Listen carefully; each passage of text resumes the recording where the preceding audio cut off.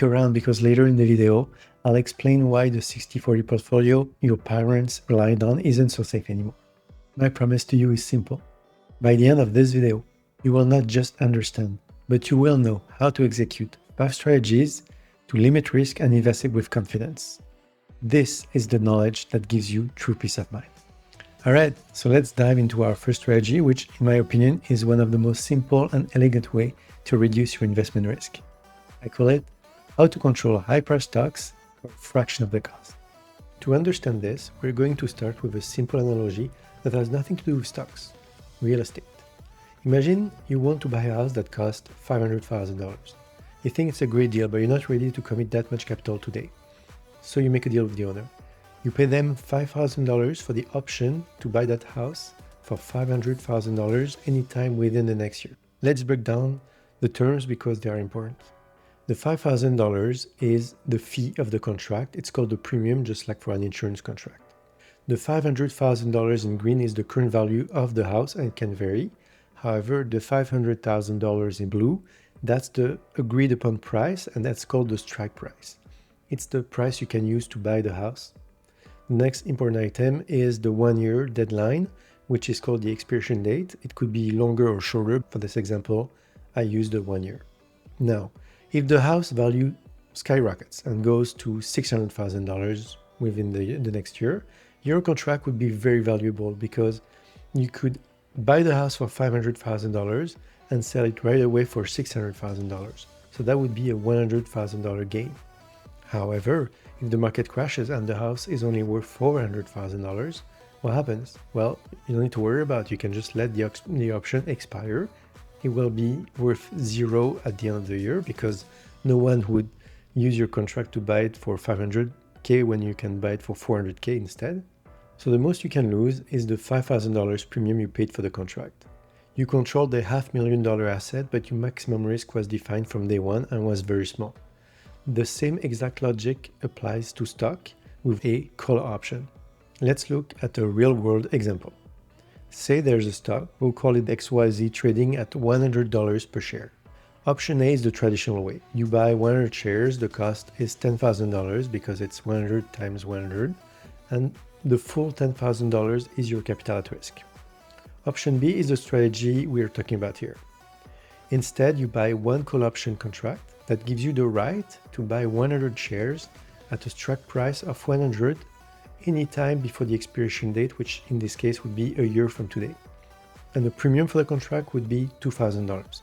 This is just an example here. The premium could be lower or higher depending on the type of stock or ETF. The key important thing to remember here is that your capital at risk is only the $2,000 premium you paid.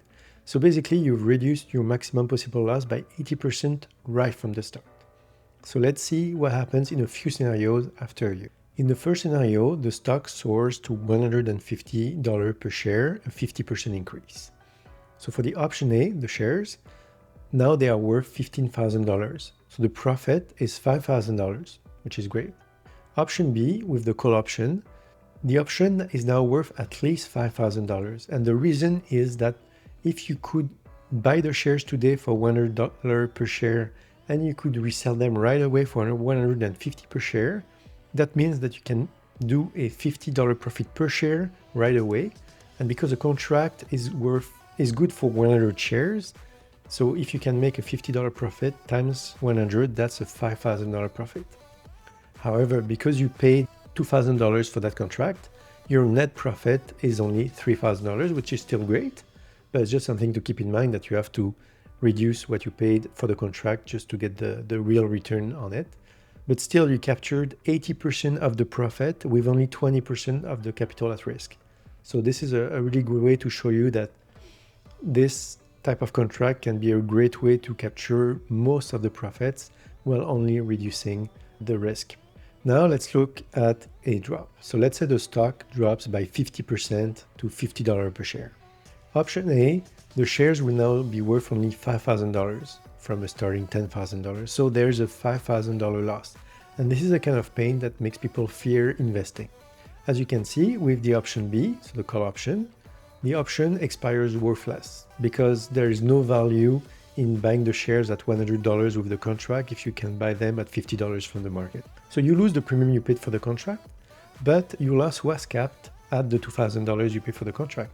So instead of losing $5,000 like the person who had the shares, you only lost the $2,000 from the contract. So this is the peace of mind I'm talking about, when you can capture most of the upside if it goes up, but if it goes down, you lose less money, and you know your maximum loss from day one. And that's very important to me, and that's, I think, something that could help a lot of people to start investing if they knew that this was even an option. And here is where it gets really interesting. Because the contract is so much cheaper than the stock, it gives you a lot of flexibility. So I've created a table to show you the type of flexibility that you can get. As we saw in this example, you could buy the shares and get $10,000 worth of share exposure for $10,000. You could also buy one contract for $2,000. So that would give you the same exposure to the $10,000 of shares, but you would only risk 20% of the capital. That's why I call it more defensive play. You could also choose to buy two contracts. So you would spend $4,000, 2 times $2,000. And by buying two contracts, you get more exposure than if you own the shares, but you still only put 40% of the capital at risk instead of 100%. So that's a more offensive play if you want. It is possible to go even higher. Here I put the speculative play at the maximum. So let's say you only have $10,000 and you're thinking, do I buy the shares, or do I buy one contract or two contracts or up to 5 contracts? And if you were to buy 5 contracts, it would cost you the same $10,000. And if you're right, you can triple the profit. As you can see here, you would earn $15,000 of profit instead of $5,000 of profit. So the risk reward is interesting.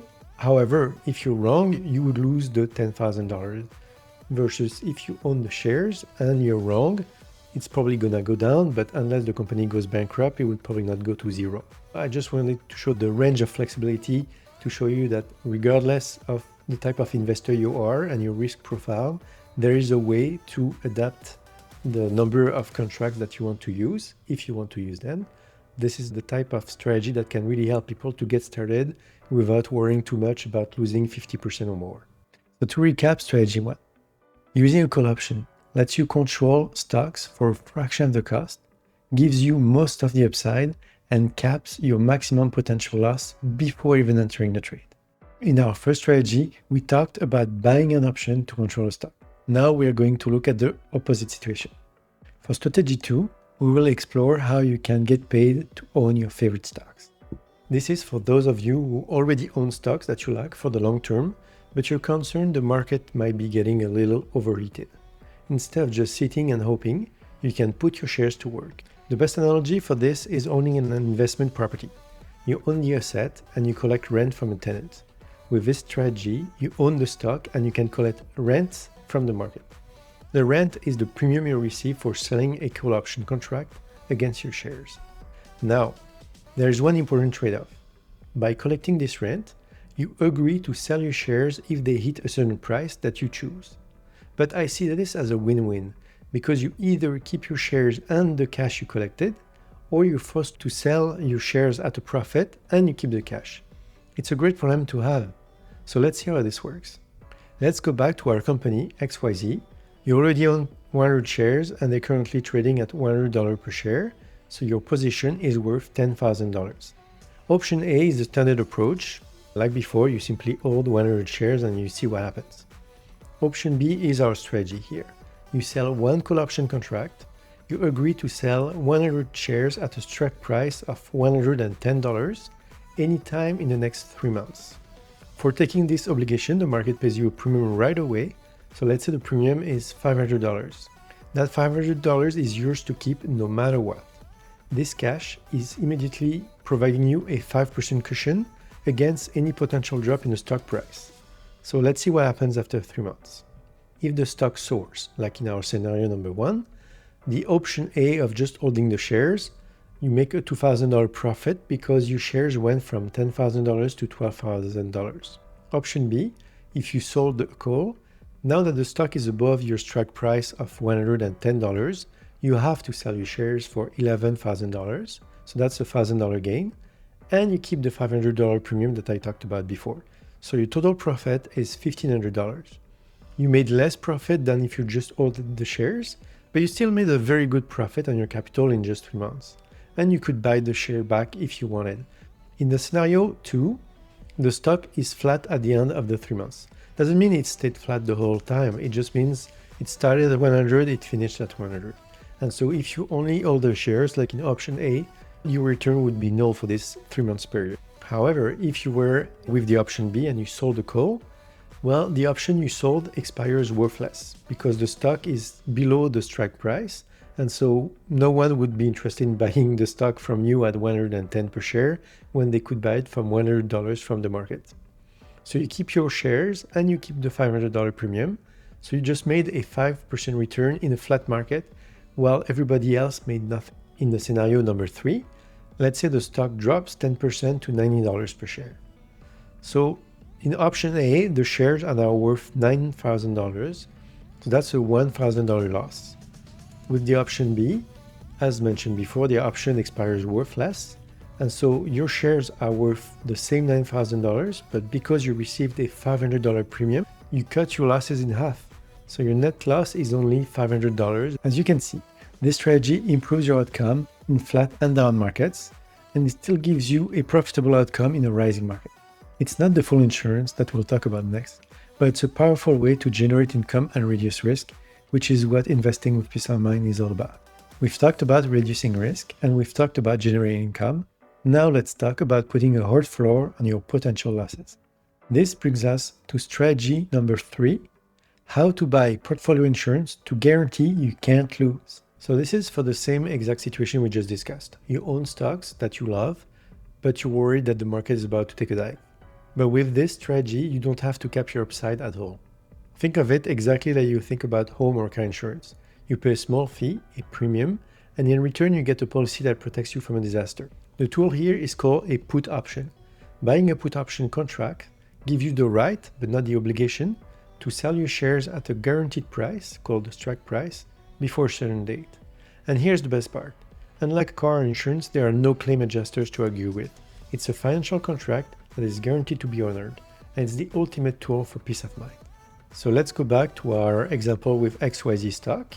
So let's say you own 100 shares and they are worth $100 per share, so still $10,000 of value. Option A is just holding on the shares and hoping for the best. Option B is buying that insurance contract. So you buy one put option contract to protect the 100 shares, and you choose a strike price of $100, which is the current price, and an expiration date in 3 months. So this gives you the right to sell your 100 shares for $100 each within the next 3 months, no matter how low the price drops. Let's say the cost of this insurance policy, the premium cost, is $500. Your maximum possible loss is now strictly defined. It's the $500 you pay for the insurance.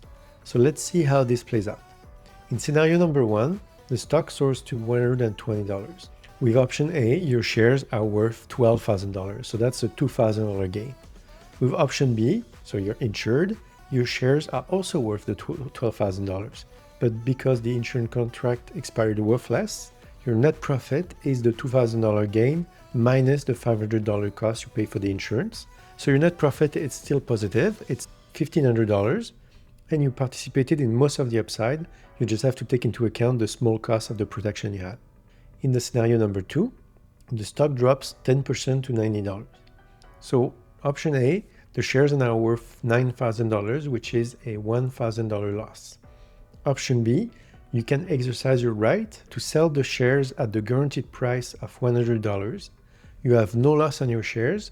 The only loss is the $500 you pay for the insurance, but you still saved yourself from a $1,000 loss, so it was worth it. In scenario 3, the market crashes, and the stock drops 50% to $50 per share. With the option A, your shares would only be worth $5,000, so you would be sitting on a devastating $5,000 loss. This is the kind of scenario that destroys portfolio and causes investors to panic sell at the bottom. Some people even want to stop investing after something like this. With option B, you can calmly exercise your insurance policy and sell your shares at $100 each, exactly as your contract guarantees. So you only lost $500, the premium you paid for the insurance, in the face of a 50% market crash, and your portfolio was completely protected. This is what true peace of mind looks like. If you know in advance your worst case scenario, it's way easier to hold on to your favorite stocks during terrifying market crashes because you know that you have your guaranteed exit price. Of course, this protection isn't free. You have to pay a premium. But just like when you buy home insurance, you're not hoping your house is burning down. You buy it so you can sleep better at night. But what if you can buy this kind of insurance on your specific stock or ETF? This brings us to our next strategy. The strategies we've discussed so far are so incredibly powerful, but they all rely on one thing: the stock or ETF you own having an active options market. And while most do, some newer or smaller companies don't. So what do you do then? You just sit there and hope for the best? Absolutely not. And this brings us to strategy number 4, how to protect your portfolio with proxy hedges. A proxy hedge is exactly what it sounds like. If you can't buy insurance on your specific assets, you can buy insurance on something that is highly similar and moves in the same way. Think of it like if you own a wooden house in a large forest, but you can't get specific fire insurance for your house, you might buy insurance that pays out if the entire forest catches fire. It's not a perfect one-to-one match, but if a disaster happens, you're still protected. So in the stock market, we do this by using broad market or sector indexes. Let's say you own a tech stock that doesn't have options. You can protect your position by buying a put option or portfolio insurance on an index that is highly correlated with your stock. For example, if your stock is a small tech company, you could potentially choose the sector ETF for the Nasdaq 100. So, for example, QQQ. Alternatively, if it's not included in the QQQ, you could look at the broad market ETF where it would be included, for example, the SP500, and the ticker is SPY or SPY. If you own Apple, which is a huge part of both QQQ and SPY, you could buy a put option on either index as a good proxy, but of course Apple has a lot of options available. This is just to give you an example. However, if you own a smaller tech stock, a put on QQQ, even if it's not included in QQQ, could be a better fit to protect at least with the technology risk. It wouldn't protect if something happens to this company specifically, but if something happens to all the tech stocks, at least you could potentially get some protection from it. So the goal is not to find the perfect match, but is to find the closest match. And this is an imperfect hedge, but it provides a better protection than nothing, and it's really good against market-wide downturns, which is when you need it the most anyway. A specific version of this is what some people call doomsday insurance. This is where you buy a very cheap put option that is far below the current market price. So it won't protect you from a small 5 to 10% dip, but if there's some major panic happening and the market crashes by 20, 30, 40% or more, that cheap insurance can pay off massively, offsetting the loss in the rest of your portfolio. Here's a good example of a doomsday insurance contract, a put option, for Apple. This was a simple 5-week contract to be able to sell 100 shares at $160 per share, so about 30% lower than the current $225 per share at the time. The probability of this contract being worth it was extremely low, like less than 1%. A few days before the tariff announcements, it could be bought for only $20. After the tariff announcement by the US government, however, there was panic, and so the contract price increased to $710 per contract. That was a massive increase of 3,450%. Despite the ongoing uncertainty, which continued for months, retail investors switched very quickly from panic to FOMO. And they did that because they had been trained to do it, to buy the dip. As a result of that quick mood swing, the price of the contract went back down almost as fast as it went up. This type of very quick up and down price action is something I actually have seen several times in the past few years. And I found ways to turn it into opportunities to get free insurance or extra cash. When I say free insurance, what I mean is that I often buy 2 contracts when I only need one, and I sell the second contract automatically if the price doubles, which is not a guarantee, but this happens frequently enough that for me it's worth the risk.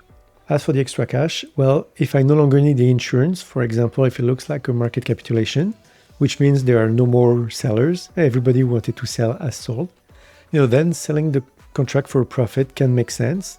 And in the past, this has allowed me to buy some stocks which were on my wish list but they were trading for significant discounts, so this was a good opportunity.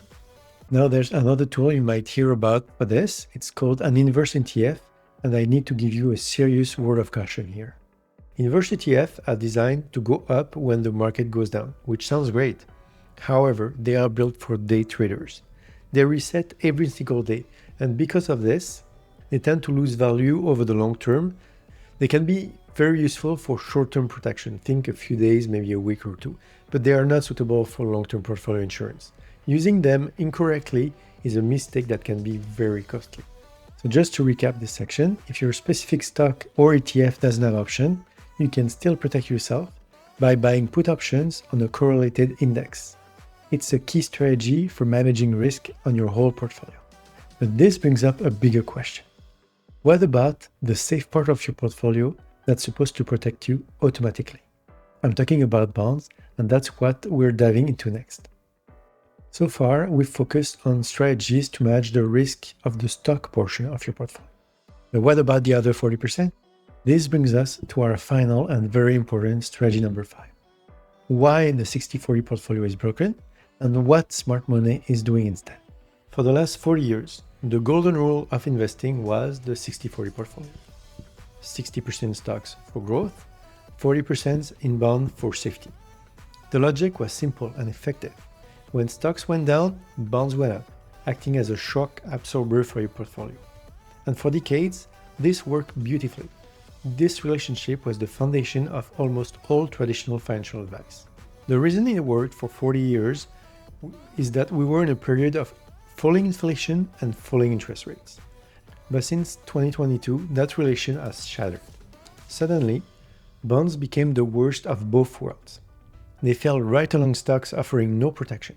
The popular long-term ETFs, TLT, crashed back more than 50% from its peak. Let me repeat that. The safe part of the portfolio lost half of its value. This was the worst performance for bonds since the Great Depression of 1929. The old rule is broken. So why did this happen? The short version is that the 40-year tailwind of falling interest rate is over. And with governments around the world carrying massive deficits that have to be financed by issuing more debt, which is what bonds are, savvy investors are realizing that the future for bonds doesn't look like the past. It doesn't mean bonds can't go up from here, but the reliable safe haven status is gone. This begs the question. If bonds aren't the answer for safety, what is? Increasingly, investors are looking for assets that can be devalued or printed by government and central banks. This explains why assets like gold, silver, and even Bitcoin have seen such strong interest and performance in the last few years. They are becoming the modern alternative for the safety portion of the portfolio. Understanding this big picture shift is the key to building a truly resilient portfolio for the next decade and beyond. It's about moving past all the outdated roles and using all the tools available to you. Before we wrap up, I just want to say congratulations for making it all the way to the end. I sincerely hope that this has broadened your perspective on what's possible beyond the 60-40 portfolio that, as we've seen, hasn't worked so well since 2022. Let's do a quick recap of everything you've learned today. In Strategy 1, you learn how to control high-priced stocks for a fraction of the cost, defining your risk from day one. In Strategy 2, you learn how to get paid to own your favorite stocks, generating extra income in any market. In Strategy number 3, you learn how to buy true portfolio insurance to put a hard floor under your losses and to give you the ultimate peace of mind. In Strategy 4, you learn how to use proxy hedges to protect your portfolio even if options aren't available on your specific stocks or ETFs. And in Strategy 5, you learn the big picture of why the old 60-40 portfolio is broken and what savvy investors are doing instead. You've just learned 5 powerful strategies that can give you more control, more peace of mind, and better results. I know we covered a lot and you're likely wondering, this is great, but how do I apply it to my situation, to my goal? Before you go, I want you to remember that feeling of fear or uncertainty we talked about at the beginning. Because my objective with OPTI strategies is to replace that fear with confidence. You now have the what and the why. If you'd like some help with the how, I'm here for you. I invite you to book a free strategy session with me. During this private call, we can dive deeper into the concept that resonated the most with you. We can walk through examples, discuss the mindset of successful investors, and demystify the technical side of things. You can think of me as your guide. I won't tell you what trail to take, but I will make sure that you know how to read the map, to use the compass, and to tie your boot securely, because with this, you will be able to navigate the market with confidence. If you're ready to take control, please click the link in the description below to schedule your free session. I would be honored to help you. Thanks for watching.